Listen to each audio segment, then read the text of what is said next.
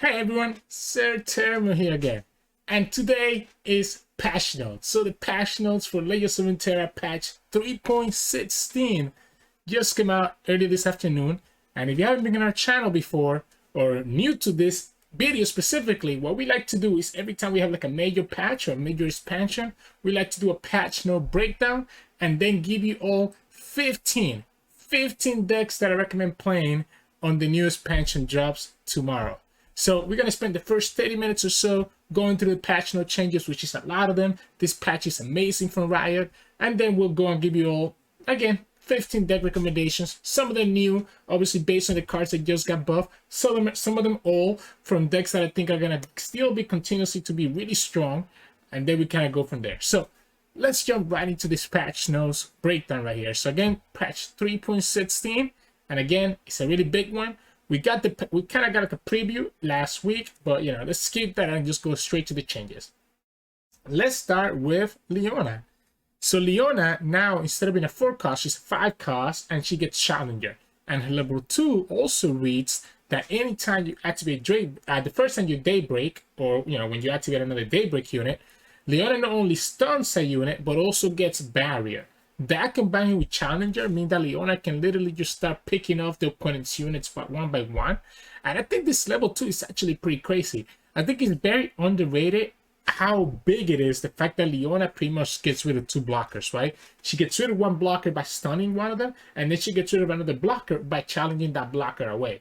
That could create some funny scenarios where you're able to just kind of just completely run the opponent down by pulling 2 blockers away and then attacking, like, you know.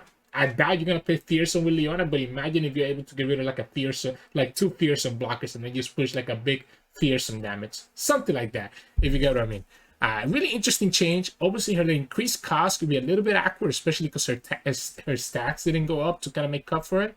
But the fact that she has Barrier is also really good. It also works on the defensive turn, right? So if the opponent tries to have an attack, you can Daybreak and you stun one of the attackers and get Barrier in your Leona, which means that you kind of negate the whole opponent's attack. So Leona is going to become a really crazy card when it comes to just stalling the opponent out, and I think this is actually a pretty amazing change.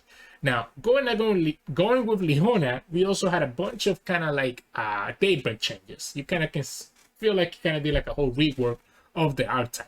So starting with the Sun Guardian, it goes from a 6 cost to a 3 cost, and now it's a 2/3. But when it Daybreaks, or when you activate another Daybreak, it grants +1/+1. So it's no longer gift, it's actually grant. So slowly, this guy is gonna get bigger and bigger and bigger. Now, is that enough to actually make the Sun Guardian useful? I don't know, right? It activates from itself, so it's coming down at 3 costs, and it becomes a 3/4. So right at the bat, it has a pretty good stat line, kind of like a Badger Bear, and then it continues growing from there. I think the growth might be a little bit too slow, and because it doesn't have like any significant keyword like Overwhelm, I think it's just gonna be too vanilla to actually see any play. Morning Light goes from a 5 cost to a 3 cost. No longer gives +2/+2. But what it does is that it gives allies +1/+1 instead, and it activates an ally's Daybreak effect. So it no longer activates all Daybreak effects, it just activates one. This can be good, can maybe not be good. The other thing about it is that now it's not a Daybreak card itself, so it doesn't need to have Daybreak. So you can actually play it, you know, as your second card in the turn, and just get another Daybreak effect. So I guess in that regards, it can be good. That way you're not stuck trying to play it right away at the beginning of the turn. So I guess in that regards, it could be good. Obviously, it creates another stun for Leona. I really like the idea of being a big finisher with the +2/+2. So I actually don't know if this card is gonna be any good, but it seems decent. It seems decent. So you might see some play in kind of like this Daybreak archetype. Then you have the Solaris Telecom, which goes from a 5 cost to a 4 cost 3/4. So it lost a lot of the stats. But now, when it Daybreaks, it gives other allies +2 health this round. I think this as well is a little bit too expensive still at 4 cost. I don't know if the giving is enough, right? I mean, if it was a grant, this would be like amazing. But because it's just gift, I really don't see how useful it's going to be. Maybe I'm wrong. Maybe I'm surprised by this. But it just seems a little bit too slow to actually see a lot of play. So like, it's like this Daybreak cards are nice changes, and I do think these cards are better than they were before. Maybe the Morning Light is the only one that might be like a side grade, I think these two cards are better than they were before, but I don't think they're good enough still to actually see a lot of play.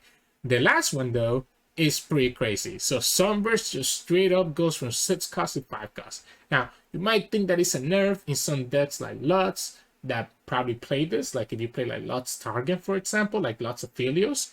However, the fact that this is 5 cost means that this is like such a nice removal.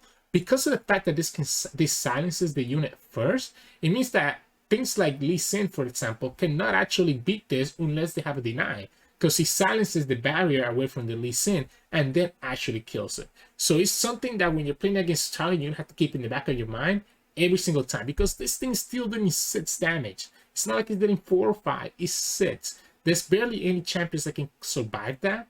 And again, like a barrier doesn't save you, so literally has to be denied or bust, right? So it feels really, really good to have Sunburst go to reduce cost and give Targon like a really nice removal. So I think this card is actually kind of nuts. Let's go to Nocturne. So now Nocturne, instead of just leveling up from Nightfall, it also now levels up for Fearsome Allies. So Fearsome Allies will cancel as a level up, which means that Nocturne is going to level up a lot quicker. And this is actually huge, because while Nocturne itself was not great, leveled up Nocturne was actually ridiculous in my opinion. I think it's a really amazing champion, especially when combined with the Fearsome archetype. So I could see this change actually being pretty crazy. Let's say like if you play Spider or Aggro now, it said that you have Nocturne as your second champion instead of Elise.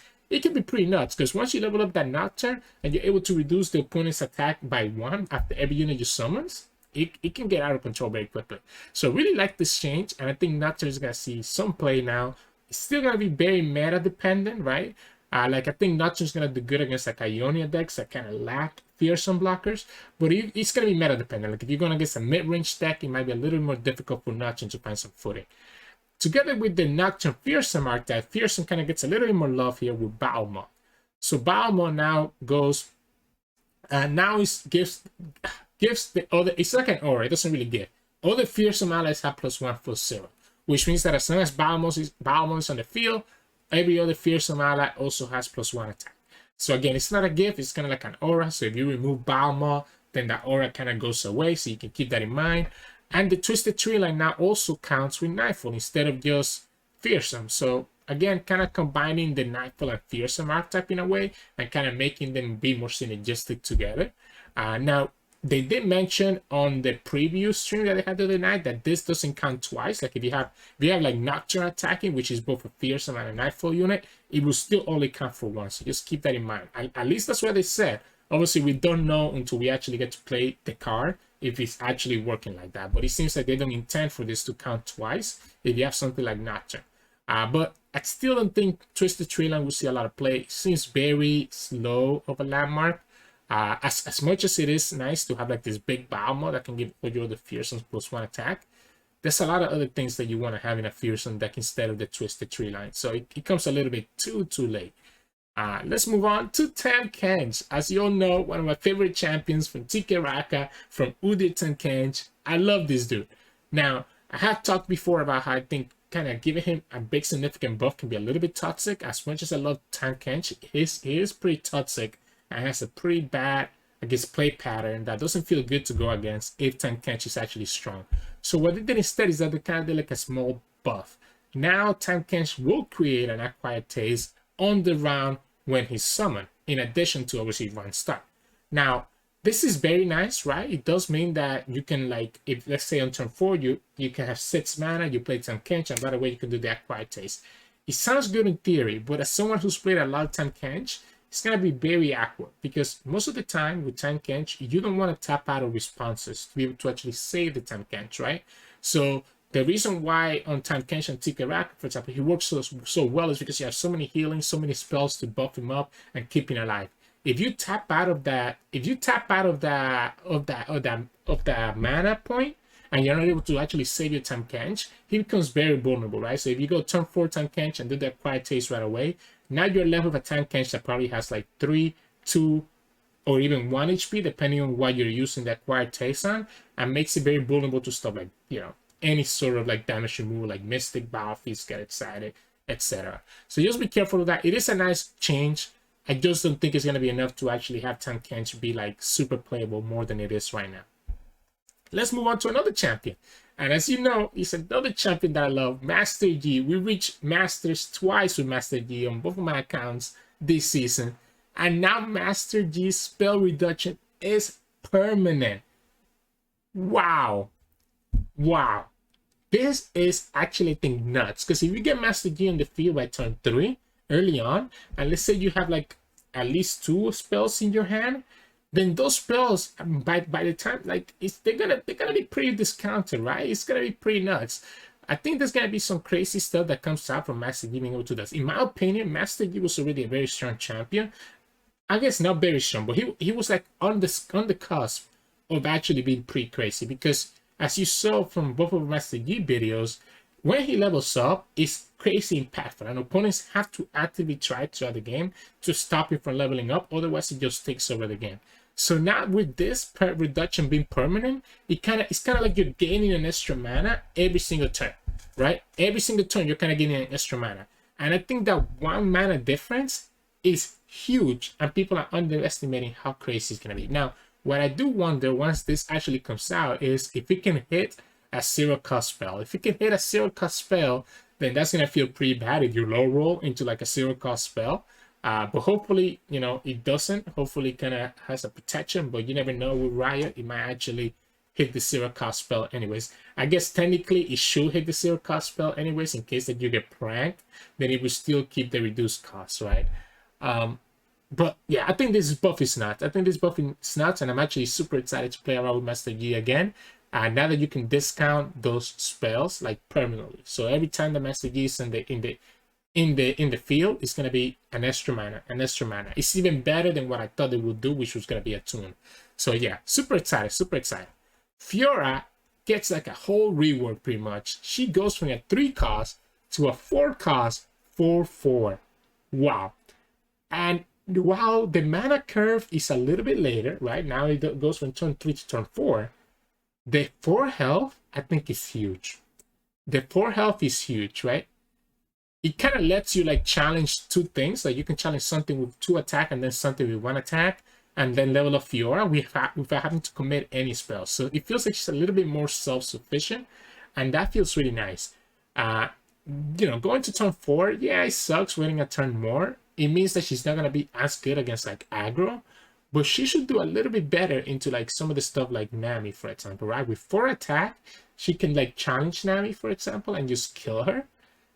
Oh, this change is interesting. It's very, very interesting. There's a lot more tools these days to deal with Fiora, right? We have 6-cost Vengeance, we have Minimorph.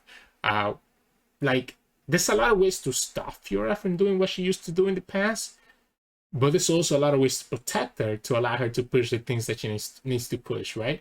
So I'm very interested to see how this shapes out with like Targon, with Ionia as her second region, to kind of give her that support spells that she needs to actually thrive. Very, very exciting change, and I think it could be very, very strong. So we'll see if Fiora actually makes a crazy comeback into this game. Now remember, Homecoming is still in the game though, so that's a little bit unfortunate, but we'll see. Now, Swain is the other big winner of this patch. Swain just straight up got an extra attack on level 1 and level 2, and then gets Overwhelm on level 2 as well. Like, what? No longer have you actually have to try to, like, stun Fearsome blockers, or have to, like, you know, like, you don't need to. You can just attack. He even has an extra power now to even get through, like, most blockers. This is actually such a crazy change, and I think we're gonna be in the world of Swain starting tomorrow, because this is such a good change, because it just becomes such a board clear. It's not that difficult to level up Swain very quickly with something like TF Swain. It's very trivial. You can literally level him by the time that he jumps down on turn 5 with stuff like red cards, with stuff like the units that self-damage themselves, which count towards the Swain level up. So it's kind of trivial to just get him leveled up, right? So this is actually pretty crazy change that's just gonna clear opponents' boards. I think Swain is like, wow, yeah, this is so good. This is so good. I don't even know what to say about it. I think we have to, honestly, the hard part here is that you're still vulnerable to like stuff like Vengeance, right? Still vulnerable to like Homecoming. So you still have to watch out for the removal. But if the opponent doesn't have that removal when you drop Swain, the game is pretty much over. So really like this change, and Swain is gonna be pretty nuts. Illaoi is a pretty boring change for Illaoi. She just goes back to having 6 health and 7 health on her level 2.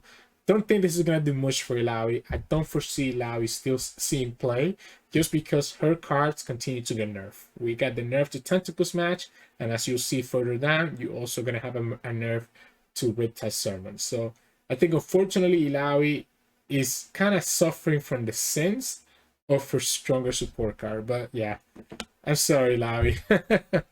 Now let's talk about Ornn, which is another cool champion that came out this expansion that actually hasn't seen a lot of play aside from us reaching masters with Master Yi and Ornn.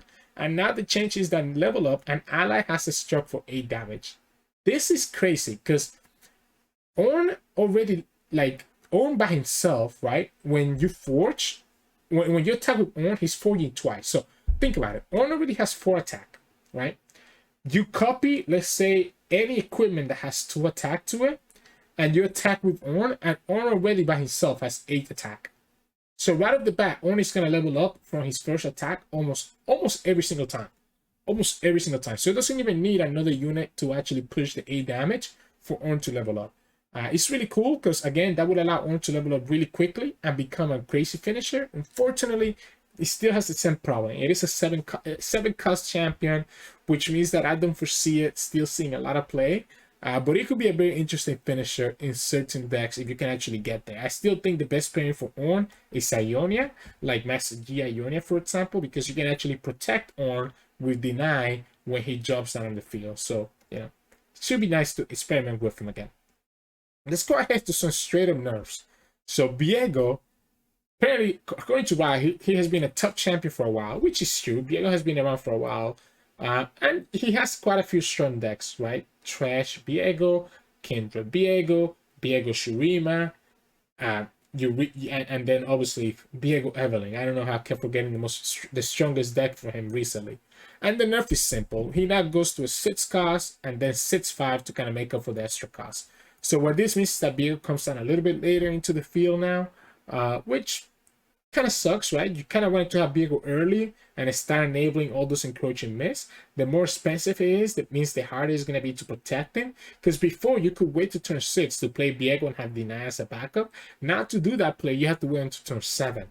And waiting to turn 7 to do that is not great against most decks. You can't really play Viego and protect him unless you're playing something like Hourglass or Syncopation instead.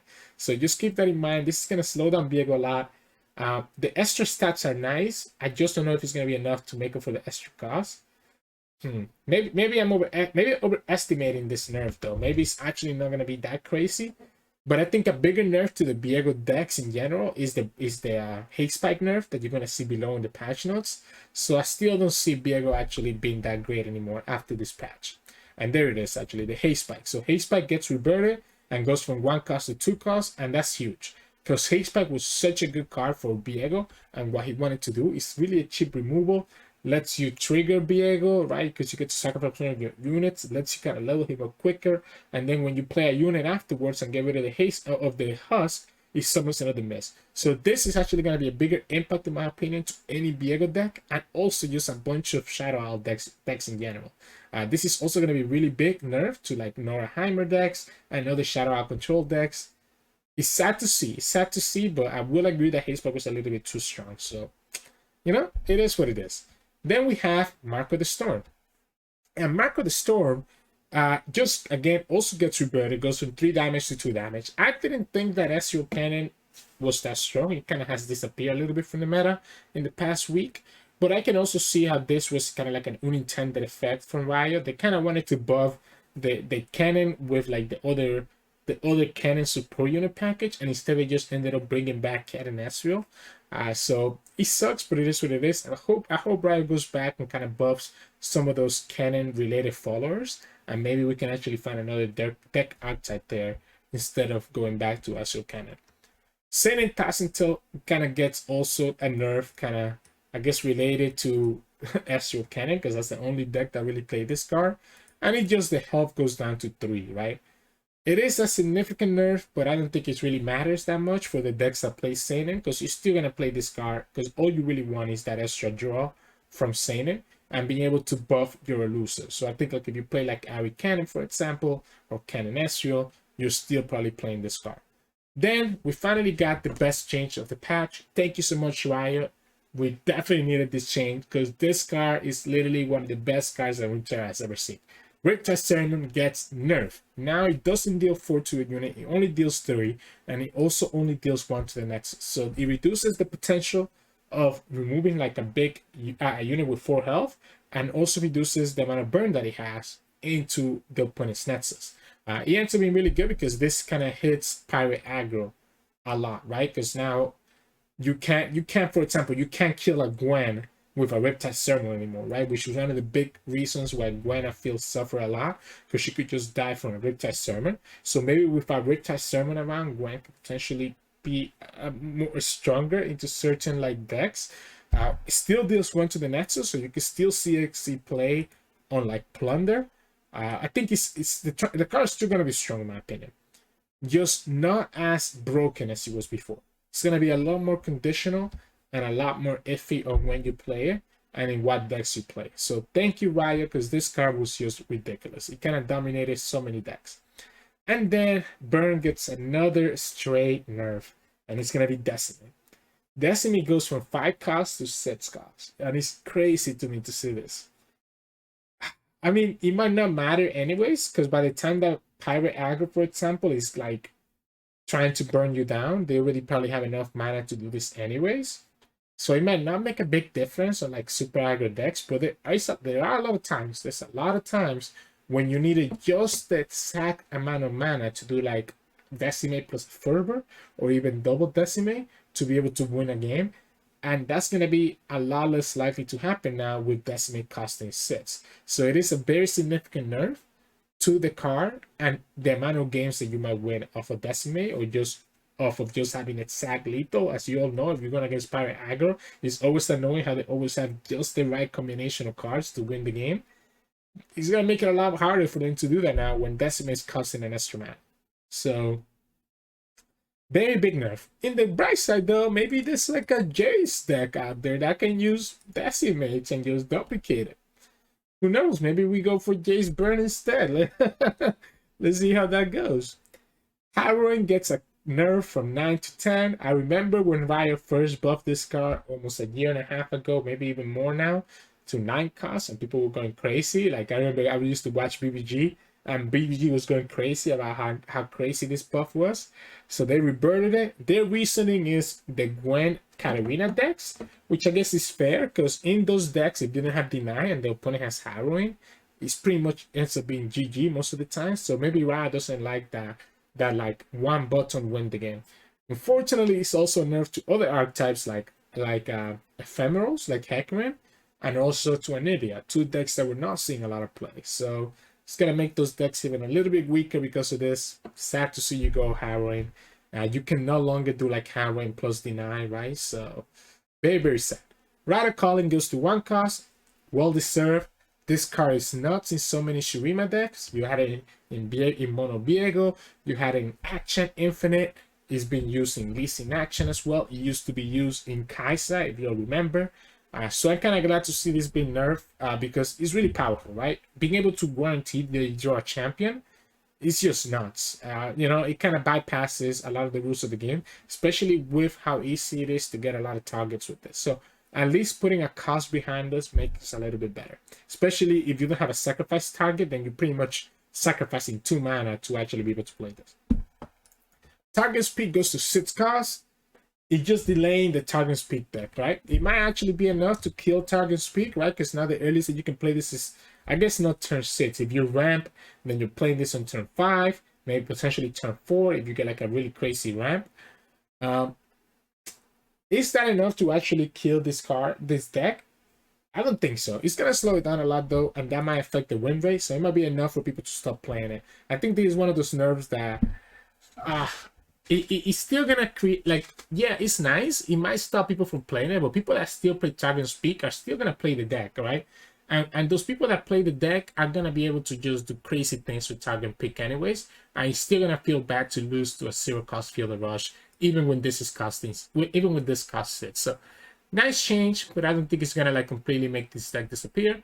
And then we got Concurrent Timelines, which gets nerfed to 2 costs. So again, kind of similar to the Targon's Peak, it's just trying to slow down the power of Timelines decks. I think it's still good enough to play. Like, you know, it's still so much value. You can play this on turn 2, and you still get to play your Piltover Castaway and your Combat Cook on turn 3 and turn 4. So it's still pretty nice here. It's just a matter to just forcing them to use a little bit more mana to get the value that they were getting before. Could be enough. I doubt it though. I think it's still gonna be pretty lopsided matchups when you go into a play that has concurrent timelines and can play them on turn 2. Then we got a bunch of other random buffs to kind of like a variety of cards. So there we start with Eula. Now, when you play her, she grants an ally Spell Shield or Overwhelm, right? If you don't, then she gets to grant it herself. It's one or the other. So she's no longer giving an ally both. She's only giving one, but it's permanent. So this is actually really nice because it could go back to like Pantheon decks and be able to give like Overwhelm to a Wounded Wildling, for example, or something like that. Kind of replaces the Sinif play. Obviously, the Sinif play was really good because it could replace itself. This is going to take a unit slot. So it's a little bit more awkward and obviously cannot be used for spell mana either. It could be good. It could be good. I don't know if it's gonna be strong, but it could create some kind of nice combo decks. Maybe like Targon Lee Sin can play this card again, like etc. So we'll see how good it actually ends up being. Paper Tree. Okay, this card was really useless before. I think it's gonna continue being useless. The change is now when an ally with an attachment attacks, grant that attachment +1 attack. And the reason for that is because the buff stays on the attachment. When the attachment unit goes back to your hand, the buff stays with that attached unit. So you can like, so pretty much it means that this buff from Paper Tree is permanent. I don't think that's still enough to see this to have this card see play. I think it's still a little bit too slow, so I don't expect this to see any play. Spinner goes from a 2/5 to a full 2/4, but now when he attacks, it gives spiders +2 instead of +1. This is actually significant, right? I mean, +2 attack is not nothing if you have a whole board of spiders. Like you could, it's like playing that Naxos Bando City sets cost card, Arena Cast. Well, the Arena Cast is a Naxos one, but I'm talking about the Yordle one that gives all the allies +2 attack. It's literally the same thing, except that this is only for spiders. Could be interesting. I wonder if there's anything that can come up with this in combination with like the Nocturne buffs that you saw up above. Might be a little bit too expensive still, but I could see it being an option. Ritual Renewal goes from 7 costs to 4 costs, and now it only heals 4.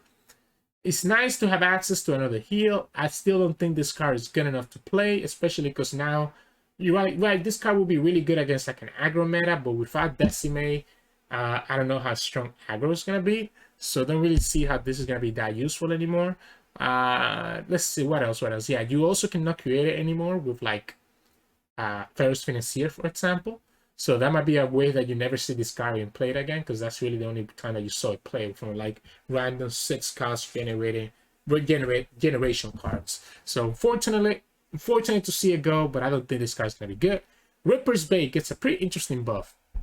So now, when your allies attack, before you trigger the Lurk, you grant the top ally of your deck Lurk, and it becomes a Lurker. So this is very interesting, because it means that when you're attacking, it doesn't matter what unit you have on top of your deck, it will just become a Lurker. The downside is that it only works for units, it doesn't work for spells. So I still don't think this is play in like regular Lurk, by the way, because Lurk's still playing like a good mix of spells. They do have a lot more, I guess, non-Lurk units these days, but playing this 1-mana card is not really going to help the traditional Lurk archetype that much.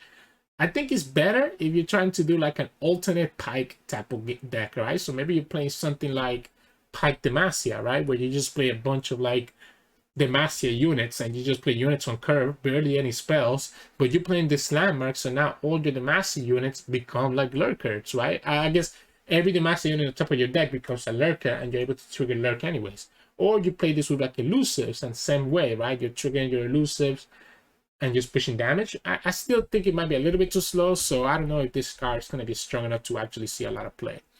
Leviathan, together with the Swain changes, Levi now goes from as 8 cost to 7 cost, loses 1 health, it's still just the Swain, but now it only deals 2 damage to the enemy nexus instead of 3. Ooh, okay, so this is both a buff and a nerf, right? The buff is that it's 7 cost now. The nerf is that it's only dealing 2. However, because Swain has Overwhelm now, I think this is fair, right? Like, I don't think you need to stun a ton of units anymore with the Leviathan because you have a Swain that has Overwhelm automatically. I can just push that damage. Just being able to stun twice is enough to give you the time that you need to be able to kind of come back into the game and push a lot of damage that way. So I like this. I like this change. At 7 cost, it also means that you feel less bad whenever this card gets recall or whenever it gets vengeance, because you're trading 1 less mana than you would before when this card costs, say, and you still join Swain. So amazing. It's actually a nerf to timelines as well, by the way, because you no longer can transform the pillar into the Leviathan, but you know, let's ignore that part. Magical Journey, now it still plants the portal on the top 5 cards, and then it just plants a single shine on the top card of your deck instead of planting it randomly. So it's nice. It's nice because obviously you're still getting the portal and you also get the value from the chime. So it's kind of like having an Esmus, right? Except that Esmus is a unit that stays in the field and continues buffing your board. So a little bit worse than that, but it can be used to spell mana. It could be okay. I still don't see a deck that could play this, like not even Norra decks. So unfortunately, I don't see this card in play, but it is a fair change, and there might be something out there that can take advantage of that. The Caretaker goes from 4/4 to 4/5. I still don't see this card in play because the problem is that the cost is a little bit too high for when you actually want to kind of go off with like all your portals and stuff. So I love the increased health, but I still don't think it's enough because you can just do the same thing with like Beagle does, right? Or even Yodeling Arms if you wanted to just buff your full board instead. Grumpy Bear goes from a 5/4 to a 5/5. Could be good actually. I mean, you know, there's a lot of decks that do use that landmark, right? So you have like Sundays, for example, with the 4-drop. I forgot the name of that card. The 4-drop that destroys another landmark as summons a Grumpy Bear. You know, that could use it. You might have some Talia decks that could use this. Having 1 extra health might allow this card to survive a little bit longer. So it's a good buff. I just don't think it's gonna make a big impact in the meta. Mistwraith similarly goes from a 1/3 to a 2/3. I think this buff is useless. If we wanted to buff it, we wanted to buff the health, but probably that's a little bit too dangerous to have the Mistwraith stay to like be that powerful. At 2 health, I guess she becomes a better blocker if you need to have like an emergency blocker, but I still don't see her being that useful when she can still easily be removed because of her 3 health. And then we have the Mammoth Shaman. And the Mammoth Shaman goes from a 4/4 to a 5/5, so now it works with Reputation. That's the Reputation buff. Oh, the other way. That's the Reputation buff that Riot always does every patch. And then we also have the Mammoth Rager, similarly gets a +1/+1 stats. This is actually really nice, right? Because this is going to be a 6 drop that continuously grows every single turn after it gets to transform. It can get out of control really, really quickly. And I have played with this card before in previous like Gnar Sejuani lists. And it's pretty crazy how big of a finisher it can be if the opponent doesn't have like vengeance. However, opponents these days also have access to like Ionian Tailstones and Homecoming, so that can make the Mammoth Rager a little bit weaker because if it gets recall, obviously you're restarting that big buildup. But it works as a really nice alternate win con. And again, because he has 5 health now and also 5 attack, he can stay in the field. He's a lot harder to remove from the field than what it was before. So I like this buff, and I could see this card kind of making it in a lot of Freljord decks. And then lastly, the last buff / nerf is going to be Windsinger, and this is actually going to be a buff. Before it was a 4/3, now it's a 3/3 with Elusive. So it loses 1 power and gets Elusive in response, and it still gets to recall a unit.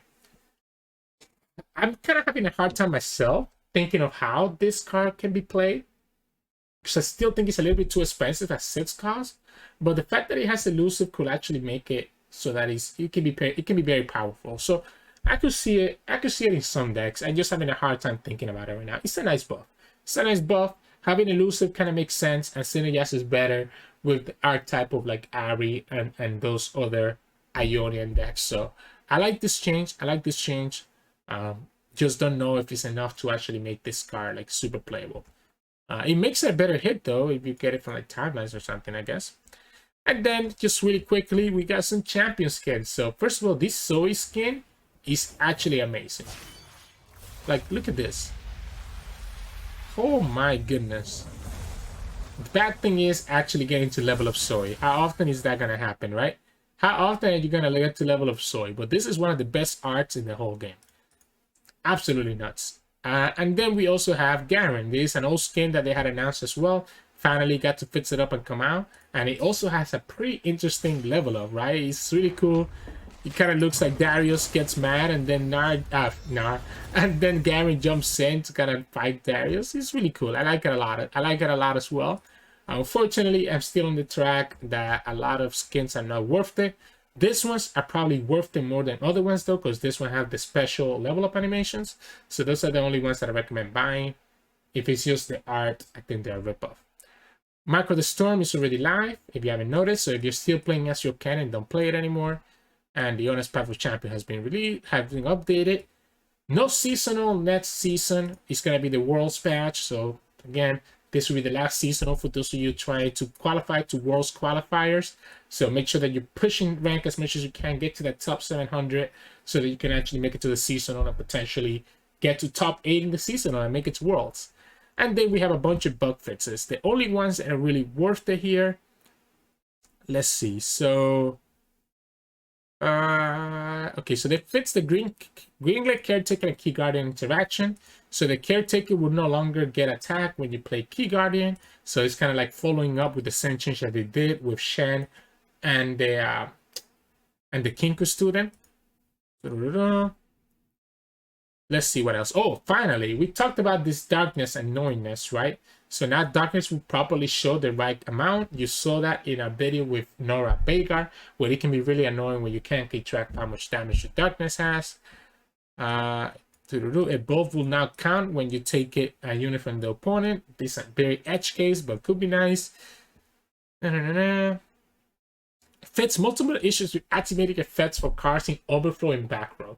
This is telling me that they might have fixed the issue with the husk and the fact that when you have a full board with a husk and you play a card that has a play effect, the play effect doesn't trigger. We'll have to verify that's the case, but if they did, then that's really good because I've seen a lot of people lose games because of that bug. They removed Plunder from part of Pandemonium, which we all assumed that it was a bug, and this kind of got confirmed here. And that's it. I think that's all. Again, really exciting patch, a lot of changes. I'm really scared of Swain, I'm really scared of Fiora, and I'm really scared of Master Yi. I think those three champions have the potential to be super nuts. Leona is also up there, and so is Nocturne. I think all champion buffs ended up hitting the mark, except for TK, Illaoi. I don't think Illaoi or TK really made a lot of difference. Ornn could also be really good as well. So, really great patch, really excited to see these changes live and how much the metagame is going to change. We did see that there is no Nami nerf now, though. So, fortunately, prepare yourself to still see a lot of Ionia, especially Nami Lee Sin TF, which has proven to be one of the most powerful decks in the whole game. So, But anyways, enough of that, my reactions to the patch notes and my breakdown. Stay around as we're going to give you all now 15 decks for you all to try for tomorrow. Most of them relating to the cards that just got buffed, but then a few oldies for you all that you want to be like super competitive right off the bat. So let's jump in right to that right now. So let's start out with Leona package. So obviously Daybreak got a pretty significant buff, which makes me think that this kind of mid-range package is going to kind of make a comeback, right? And I think the best pairing for it is Demacia. And really, as you can see, I'm barely playing any Demacia cards. I just really want access to single combat and Concerted Strike as really nice ways to deal with the opponent's units. And because single combat can synergize with Leona now having Spell Shield, right? So this idea, we're literally just playing a full mid-range deck, just full-on Daybreak package. So we have Leona, Soldier, Shieldbreaker, Sunhawk, Priestess, Sunforger, Raboon, and Sun Guardian. Obviously, the cards in Runeterra are not updated yet with the new patch, even Eclipse Dragon as well. Every single one of our unit is a Daybreak unit. Meaning that it's going to be very easy for us to trigger and level up Leona, as well as be able to trigger her every single turn, and also be able to just get her stuns to stall out. The reason why I like to add the ASO package to this whole archetype is because with Leona, we're going to be able to stall really late into the game. So, because obviously between her barrier and her challenger, the opponent has a hard time actually hitting us. So it's very likely that we can get to that big Aurelion ASO turn, especially since we have the Eclipse Dragon to kind of drop down ASO on turn 8. Then on the spell side of things, we're going for draw, so Guiding Touch, Spell Cascade, single combat and Concerted Strike to remove the opponent's units, 1 Hush just in case, and then 3 Sunbursts. Remember, this card costs 5 mana now. So it's gonna be literally the premier removal tool for targets. So yeah, I really like kind of like this mid-range version of the deck, and maybe this is the way that the deck actually starts playing out. It's a little bit boring because you're just playing units on curve, but you know that's really what the Daybreak package does. There's not a lot of really depth to it. Let's move on to the next one, and for the next one, I'm gonna be playing around a little bit more with Nocturne. So obviously we discussed the buff with Nocturne, and the fact that now he counts with all Fearsome cards, right? And when I think of that, I think of Mistwraith. Now, if you remember, each of the Mistwraith counts as a Fearsome unit that's attacking, and you can summon a lot of them very quickly between the Wraithcaller and the Risen Myth. So this is going to be a pure mono Shadow Owls deck that's playing more for that Allegiance package of the Wraithcaller. And we are playing pretty much all Elise package, Spiders, Fearsome, every Fearsome you can find. We're not even playing any Nightfalls because we don't need Nightfalls anymore to level up Nocturne, right?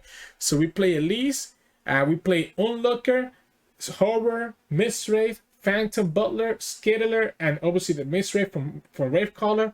All of these cards have access to Fearsome, allowing us to level up the Nocturne, and once Nocturne is on the field, it means that these cards will be even crazier, right? Additionally, and let me actually do this real quick, because if I remember correctly, Nocturne, right? So if we look at Nocturne, his level up says when you summon a unit, you grant the enemies -1, right? Which means that if you have Nocturne on the field and you summon a Wraithcaller, sorry, you're doing -2 to the opponent's board instead of just -1. And that can start adding up very quickly, which is crazy.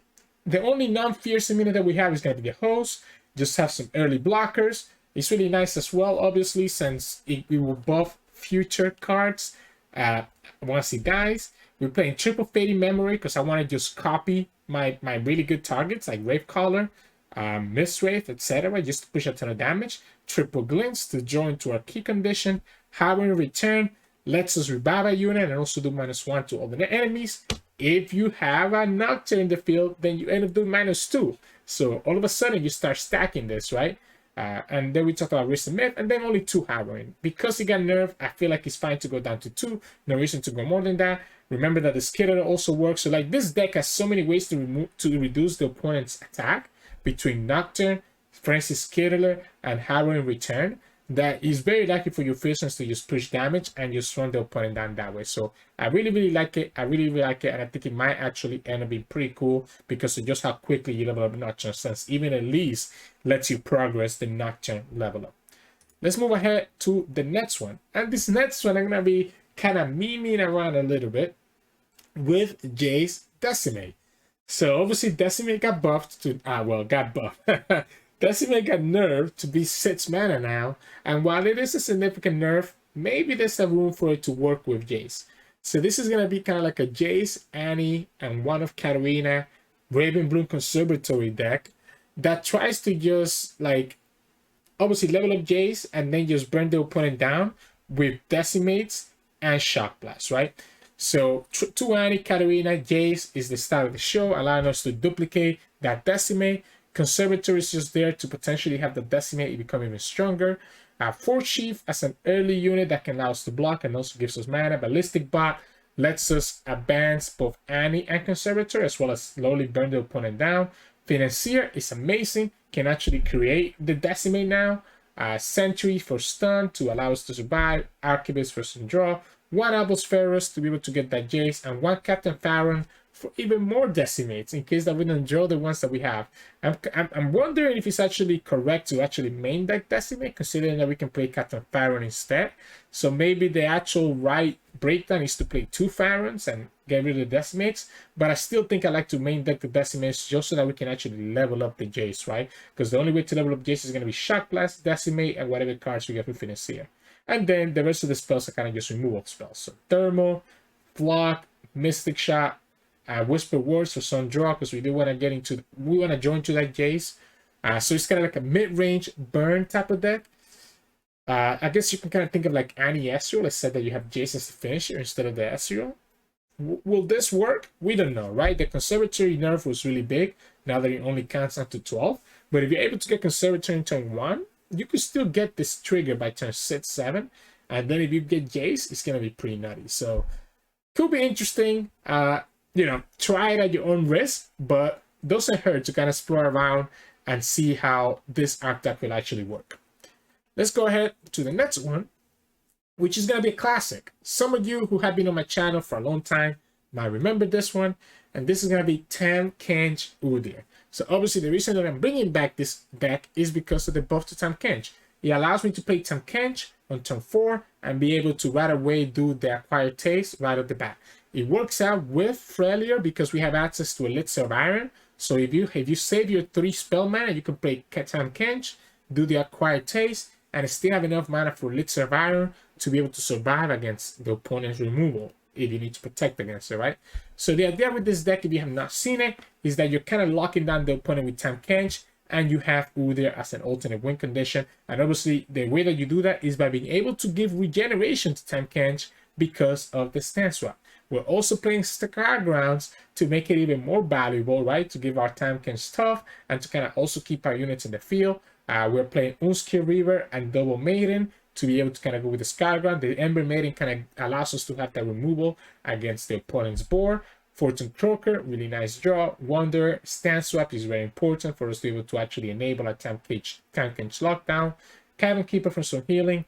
The Yerk is warranted to draw the Udyr, so we can get him on the field. Elixir of Iron, like I talked about, is so good. 2 3 Sisters, 3 in a Beast, 3 Troll Shans, 3 Anakabors to be able to actually draw our champions, and then 1 Harsh Winds to protect ourselves, together with the 3 Sisters. Could be nice. Obviously, the big downfall here is committing stuff on Tahm Kench means that the opponent makes their opponent's homecoming, for example, be a lot more valuable. So maybe this is not going to be as good against like Ionia, but man, if you get like Ember Maiden plus Skygrounds against Ionia, you can kind of lock them down as well. So, you know, it's kind of go hand in hand. And if they get greedy and spend all their removal on Tahm Kench, it means that they don't have the way to remove Udyr. So you kind of have like a double threat here. Just put that region on the Tahm Kench, kind of go from there. And the good thing now is that even if they recall the Tahm Kench, you can resummon the Tahm Kench and be able to play the Acquired Taste. Could be interesting. I think depending on the meta, this deck could actually be good, right? If we go to like a Demacia type of meta, or like a unit-based meta, it can be really easy to lock them down because of Skygrounds, Tahm Kench, and Udyr, making it really difficult for the opponent to find a really good attack. So really fun to try this out and kind of see how that works out. Next one is going to be Fiora.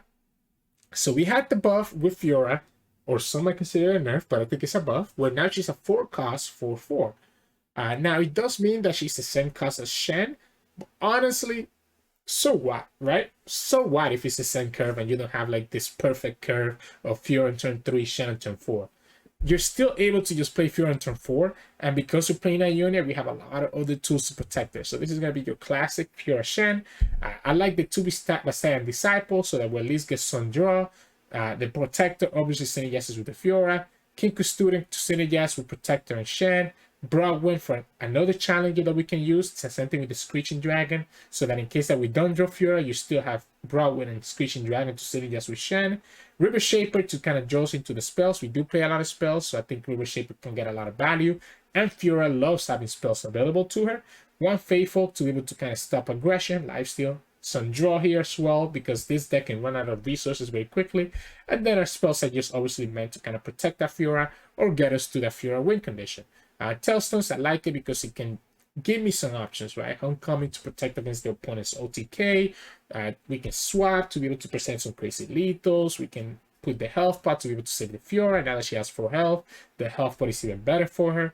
Ranger's Resolve, obviously sharp sight, same thing. Lets us attack with Fiora or block Elusives with Fiora, especially with Nami and Leona be so prevalent. I think sharp sight is a no-brainer. Single combat, sending guesses with the barriers and Fiora. 1 Shield of Duran just to give her some extra health. 2 deny to protect against those homecomings and vengeances. 1 Golden Aegis, don't think we need any more than that. And then 2 moral support and 2 concerted strikes, right? Moral support can get triggered once you enable the Shen, and I don't hate having the access to that barrier, even if it costs me 4 mana. But if it costs me 2, it's even better, right? And concerted strike, I was finishing it. Will this deck make a combat and actually be good? Well, no, who knows? Who knows? I think the fact that Fiora has 4 attack now is very critical because it lets her kill a lot of champions and a lot of units that she wouldn't have been able to kill before. So this could actually be pretty crazy because you no longer need to actually buff the Fiora power to kill a lot of the units that you had to do before. So yeah, let's move on to the next decks, and this one you might be familiar, right? you know me. I'm a big fan of Master Yi, and this deck is the deck that we reach masters with on our America's account this season. So it's Master Yi Zoe. We have a video on this deck already in the channel, so go ahead and take a look if you're interested in this deck. So the idea with this deck is that you're playing Zoe and Master Yi. Obviously, Master Yi can level up in this deck, but it's a lot more rare for Master Yi to level up in this deck. The idea is that you have so much protection between Target and Ionia that you can keep your Master Yi safe, and you can also potentially level up the Zoe very quickly because you have so many spells that you can use to actually trigger a level up condition, right? So especially now with Master Yi reducing the cost of the spells in our hand permanently, it can make it even easier for you to get a crazy turn where you can get like surprise level of Zoe before the opponent thinks about it. This is more like an elusive deck more than anything else. You are playing Esmus and you are playing Sparklefly as well as Zoe. And the idea is that you're trying to buff these elusives up between the Lodestone and the Esmus to kind of make them bigger. You can even have the Shepherd to kind of put on the elusives. And the Sailing Tacitus can kind of let you put some lethal damage there. You're usually winning the games through a level of Zoe, a level of Master Yi, or a Horasi attacking with an Esmus, for example, or a Sparklefly to push that bunch of elusive damage plus spell shield. Our spells, you have kind of like a mix of everything because again, we want a level of Zoe, and it's very easy to level up Zoe with this deck. So Tailstones for protection, momentous choice as well. We have the Wandering Shepherd to be able to trigger the momentous choice, and it's a nice way to trigger the flow. Spell Thief, just a nice way to get 2 spell triggers on Zoe. Would You Style, same thing. Entrancing Lore for the draw, because I think it is important for us to have draw in this deck together with Pel Cascade. This also kind of lets me kill a lot of the opponent's unit if I need to. 1 Nullify and 2 Deny to protect ourselves. Sonic Wave, 2 spell trigger, nice flow, nice way to also level up Zoe. 2 Twin to protect our units. 2 moral supports to also protect our units because we have both Esmus and the Lodestone to be able to provide the support to actually make moral support costs too. And people a lot of times don't expect that, and then you're able to block with G and level them up. And then just 1 Deep Meditation so that we don't run out of resources. Really fun. I'm kind of happy that I can experiment with this again now that Master Yi is even stronger. Because I think this deck and the next deck are in the cusp of being like really good decks that can be playable. So let's go ahead to the second Master Yi deck that I have for you all, and it shouldn't be a surprise. It's Master Yi Ornn. So this one is taking advantage of both champions that got buffed this patch. Master Yi and then Ornn only requiring to see 8. And I already spoke about it on the patch breakdown how easy it's going to be to level up Ornn. Ornn is going to level up almost every single time when you're dropping down because he has 4 power naturally. Whatever equipment he copies, he's probably going to have at least 2 powers. I think the only ones that only have 1 power is going to be the Scout Weapon, right? And then, I guess Pot of Pain as well. So Pot of Pain and Scout are the only ones that only have 1 power. And then, obviously, Ornn forges and adds +2. So right away, Ornn by himself gets 8 power just by himself. Even if you pick the Scout Weapon to copy, because you get to attack twice, you're going to level up Ornn, obviously, after the second attack. So Ornn is going to be crazy good to level up, and we play Ionia to protect him from any recalls or vengeances. And Master Yi ends up being an alternate win condition. Again, you should take a look at that video that I did on Ornn Master Yi to kind of see the synergy between these two champions, especially once Master Yi is leveled up. Even if Ornn is not leveled up, when Master Yi attacks, when he's leveled up, he will level up the Ornn right away, and then Ornn also will trigger. Anyways, again, the rest of the deck is kind of built to protect your champions and also get you to that late game state. So Disciple is just there for some nice draw, because we do want to be able to draw our 2 units and be able to draw the protection. 2 Eye of the Dragons, so for some lifesteal, I went down to 2 because I don't expect Pirate to be very popular anymore. 2 Artisans, really nice early, and also a cheap spell that we can use to trigger floor. Hook Master and Combat Kick are obviously both 2 ways to get equipment so that we can actually then copy Ornn. We play the Ornn's Forge for another cheap spell that we can trigger flow with. On the spell side, it's just a bunch of protection. Tailstones, pretty straightforward, discard is busted. Momentous Choice, straightforward. Flow trigger, and really nice way to trigger with all the equipment that we have. 3 Sisters for protection, Would Style for protection and attack if we need to. Entrancing Lure and Sonic Wave, just 2 nice ways to be able to remove the opponent's units if we need to. 1 Syncopation is a cheeky way to save our Master Yi, or sometimes have a surprise lethal if the opponent gets a little bit greedy. So that's why I always like the 1 Syncopation, and up to 3 Denies, because I really want to make sure that I protect this Ornn when it comes down, or protect my Master Yi to actually allow him to level up. Additionally, because the Master Yi buff now means that the spells are permanent, I don't hate having like a deny in my hand that will get discounted by Master Yi, right? So, not bad. 1 Spirit's Refuge can be a nice way to lifesteal with either Master Yi or Ornn, which both have really good attack, and then 1 Demeditation to not run out of resources. Kind of similar to the Zoe Master Yi deck. I think this one has a lot more potential than the Zoe deck, and actually has a chance to really win through Master Yi. It can be a little bit inconsistent at times, but a lot of decks got nerfed this patch that were bad matchups into this. So I actually think that this is very well positioned for the meta coming up. So I'm down to experiment with this as well and kind of see how it ends up working out. Let's go ahead and move on from all this Master Yi nonsense that we've been doing. And when I say nonsense, you all know I love Master Yi, so play Master Yi. Let's move on to Swain. I talked about this. I think Swain is absolutely crazy now, because Swain level 2 now naturally has Overwhelm. This deck with Bilgewater is meant to just kind of turbo level that Swain. And what I mean by that is that we're playing Crusty Codger, Watchful Idol, and Botstopus. If you didn't know, the self-damage from these 3 units and even the Fortune Croaker actually counts towards the Swain level. So a single Codger already advances your Swain by 2. A Watchful Idol is going to advance your Swain by 6 by the time the Watchful Idol is gone. Botstopus advances this by 3, and Fortune Croaker advances it by 2. So just by playing units, you're able to naturally just level up Swain, and then Swain comes down in turn 5, already leveled up, and opponent has to have Vengeance, or they lose the game. Simple as that. Obviously, we have Twisted Fate, which can also level up Swain with a red card and gives us some utility here with gold card to be able to stun, to enable Flock, and blue card for some draw. I like to play 1 Katarina so that we can potentially just level up Katarina as well and be able to do some rally shenanigans with Swain. 2 House Spiders to be able to kind of protect ourselves into aggression. Sentry, straightforward. Triple Leviathan, straightforward with Swain. On the spell side, we have Triple Flock, another good way to level up Swain. Heavy Metal, just to deal with any equipment, and it's kind of like a Mystic Shot in Bilgewater, so I really like this card. Make It Rain, Death Hand, 3 Anarchaboros, so that make sure that we actually draw our Swain, or potentially be able to level up Twisted Fate in certain situations, and 2 Riptide Sermons. I know Riptide Sermon big at nerf, but this is still progressing my Swain by 4, while still allowing me to kill a unit, and giving me a blocker. So it's still doing a lot for this deck specifically. Additionally, he also hits the Nexus. Remember, so if you already have a little bit of Swain on the field, it means that you're stunning the strongest unit. Again, I expect to see a lot of Swain. And maybe people are going to start here with Swain TF, and this is my version of it. I think it's going to be pretty nuts. I don't know what to say. I think it's going to be pretty nuts. So let's go ahead and move on to the next one.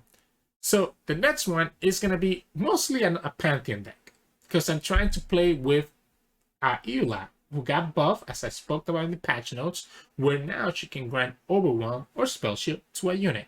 Obviously, we ended up adding one of Fiora here because obviously triple Yuumi never felt good. So this is the classic Pantheon Yuumi. So now we add one of Fiora for a potential alternate win condition, because obviously since we're playing target, we have a lot of ways to protect her.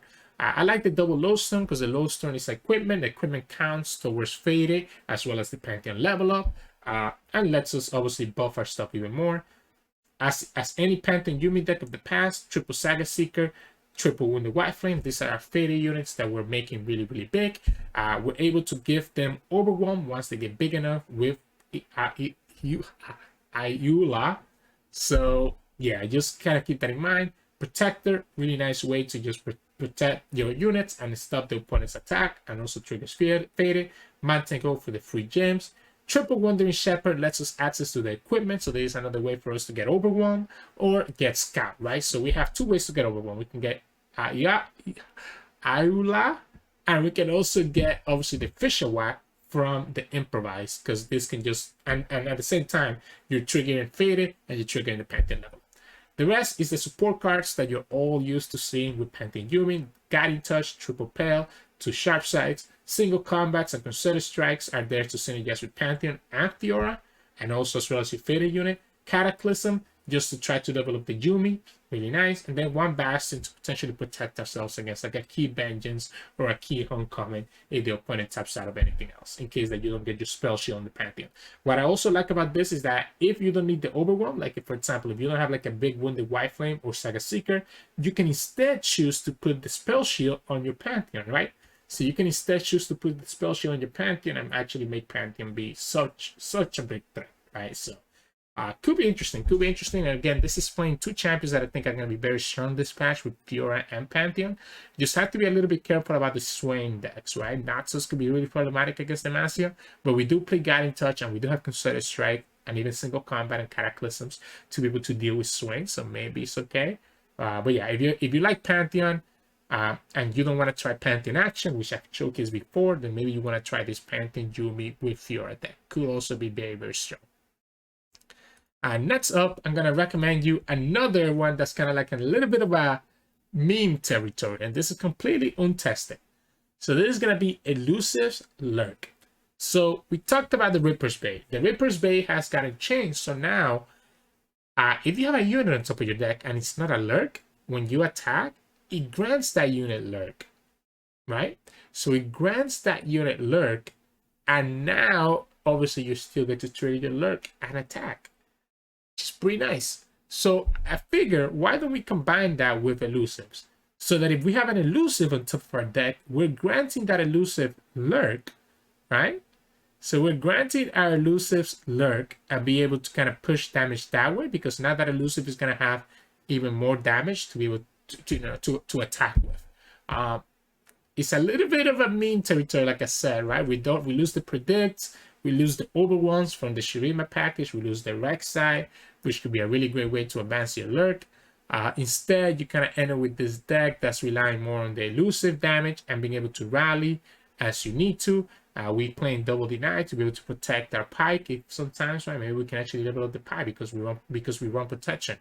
We still kind of running obviously any other Lurk card that we can, like the Shark Lane, the Hammer Snout, and the Snap Your Swarm to be able to actually trigger the Lurk, right? It's really nice to have the Ripper Bay on turn 1 and maybe the Snap on turn 2 if you're attacking on events. That way you still get value.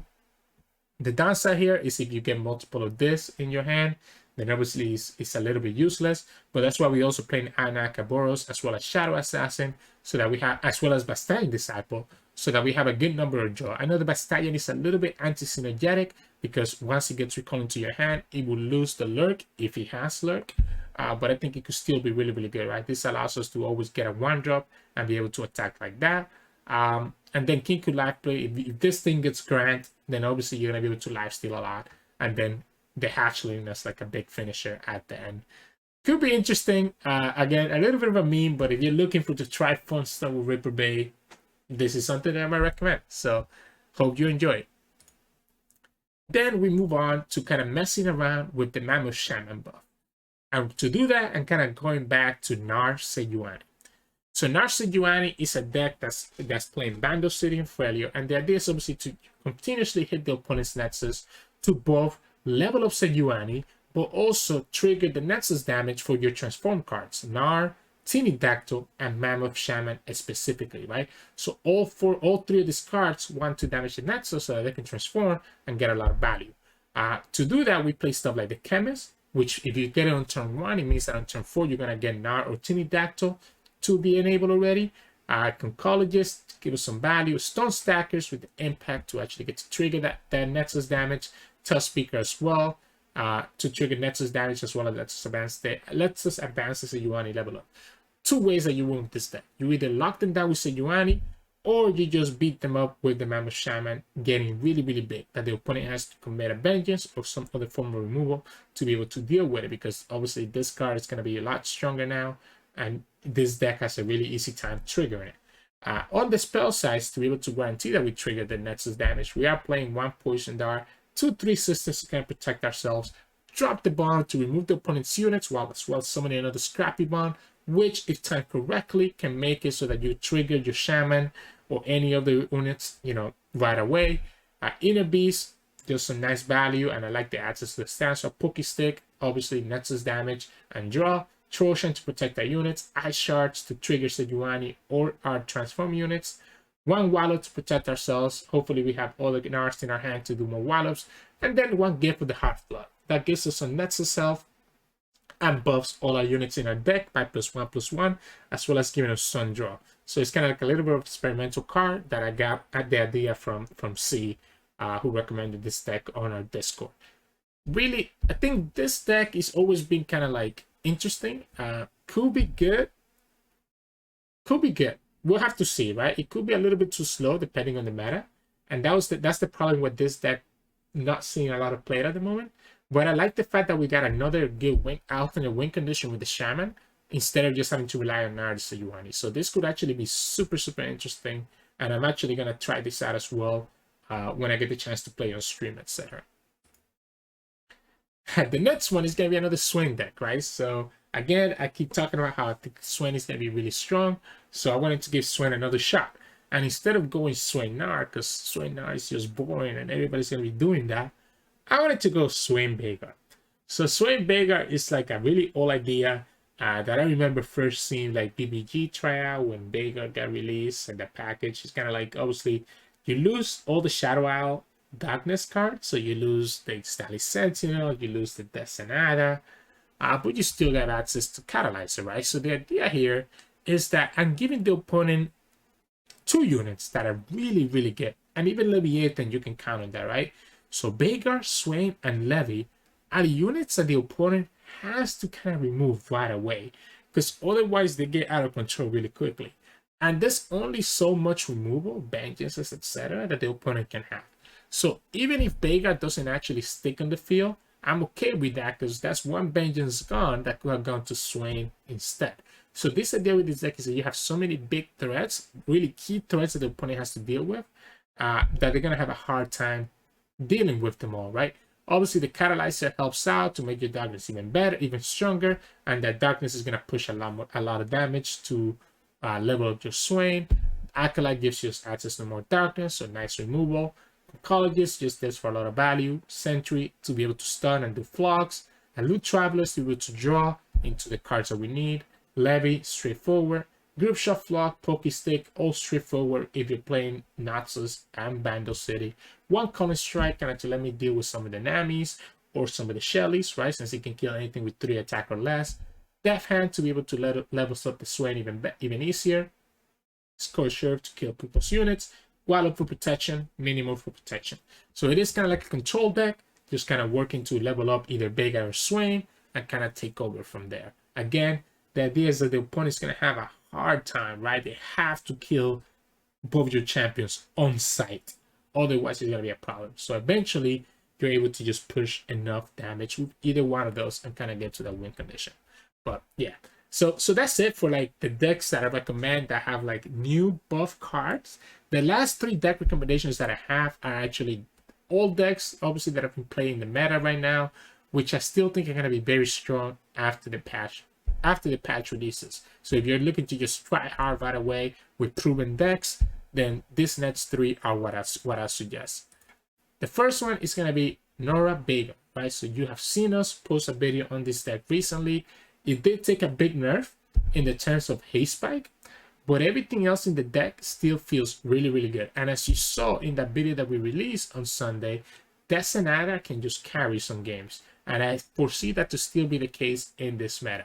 We also get access to Quietus, which can be really good in this meta, even after the patch, into a lot of different opponents' units. So I still think that this deck is going to be a powerhouse just because of how many units you can keep on the field. You just have to be careful about the Fiora decks, but that's also what we have minimum to deal with Fiora. Or like I said, eventually just try to kill her with like Zenyatta or something like that. This deck is going to be very powerful, so if you haven't seen this before for some reason, check out our video from Sunday. It's still going to be very strong in the meta. With that said, obviously there's a deck that's going to be amazing that I have to speak about, right? And that's Twisted Fate, Nami Lee Sin. And really it should be Nami Lee Sin Twisted Fate, right? Because we only really played one Twisted Fate. I posted a video on this deck like 10 days ago before anybody else was playing it. And now recently, over the past week, everybody's playing this deck. For good reason. It's the strongest deck in the current game. Additionally, it didn't receive any nerfs, right? So everything that was problematic for this deck ended up getting nerfed instead, right? So Pirate Aggro was kind of an annoying matchup. Pirate Aggro got nerfed, right? GP Sejuani got a little bit worse, so this should make it a little bit more favorable for the Nami deck now. I mean, every meta deck, right? Even Viego got hit, right? So every meta deck kind of got hit, except for this one. And it's crazy because I think this deck is gonna be like a top dog still. So if you're looking to really climb, like hard climb grind, I recommend this. It might take a while, obviously the game's a little bit longer, and this deck is hard to pilot. But it's once you get like a few games in, like once you get like 10 games in there and learn the ropes with this deck, it's going to be smooth sailing. I use this deck to kind of stay within top 20 over the past 2 weeks. I'm going to continue playing this deck to try to get to top 10 for Worlds qualification. So recommend this one if you're looking for like a deck to climb. Lastly, if you see a lot of those Lee Sin Nami decks, then this is the best counter for those decks. And this is going to be Poppy Taric. So Poppy Taric is a deck that's also very strong at the moment, and they have also used to climb every now and then. And the reason is because of how good of a matchup he has into Ionia. Ionia decks will not be able to tap out of like the 9 mana, otherwise they're gonna lose to like the rally on the Taric, and then just win you the game. So they're literally gonna have to always keep 4 mana if you have a Taric on the field. Otherwise, you can just like kill them with the rally right away because they tend to not have a lot of blockers. The benefit with this deck is that you also have a ton of challengers to be able to drag all the units. So again, if you're looking for already a proven deck that works really, really well, that you want to try out tomorrow to climb quickly, then this is going to be my other recommendation here. Poppy Taric is just absolutely nuts. I wonder if you could even replace Poppy and just blue Fiora here. Can you imagine that, how crazy that would be? That literally the same mana cost, and that gives you access to another challenger and gives you access to an alternate win condition. The only thing I don't like about that is that obviously we're not playing any single combats or anything like that, so it might slow us down a little bit too much. I think I still rather just have Poppy because obviously Poppy presents a better level of threat than Fiora does. But yeah, this deck is going to be nuts still, and if you're running into a lot of Ionia decks, then this is what I recommend for you to try out. But anyways, enough about that. Those are all my deck recommendations for today. If you want to see all those deck codes, you can go up to my Runeterra AR profile. The link is going to be below in the description. I tend to post all those decks down here, as you can see, right? So you can go ahead, go to Runeterra AR, drop us a follow there as well to keep track of all the decks as we play them. You can also kind of see on our match history here, or whatever deck we're playing recently, as we climb through Masters. You can kind of see how much I've been playing Twisted Fate and some Poppy Taric in here. Not very good at Pirate Aggro, but anyways, yeah. A lot of decks today. Hope you find at least 1 or 2 or 3 that you want to enjoy, that you enjoy and want to try out for tomorrow. Good luck, everybody, tomorrow on the patch. It's a pretty crazy big patch, so there's going to be a lot of changes. As always, though, I'm not going to finish up the video without asking you for some support. If you like this video and what we do, please make sure to like it below and subscribe to us. We post LOR videos every single day. You can also find us on Twitch at Twitch September, where we try to stream about 2 to 3 times a week. We'll be streaming in the new patch on Thursday night around 5:30 p.m. Eastern time. That's when we're going to start. So make sure to hop over to our channel and drop us a follow so you're keeping track when we go live. You can also find us on Discord and Twitter. The links to those are both in the description below if you want to discuss some of these recommendations further. And yeah, again, hope you have a lot of fun tomorrow in the patch. And I'll see you all again next time. Have a good one.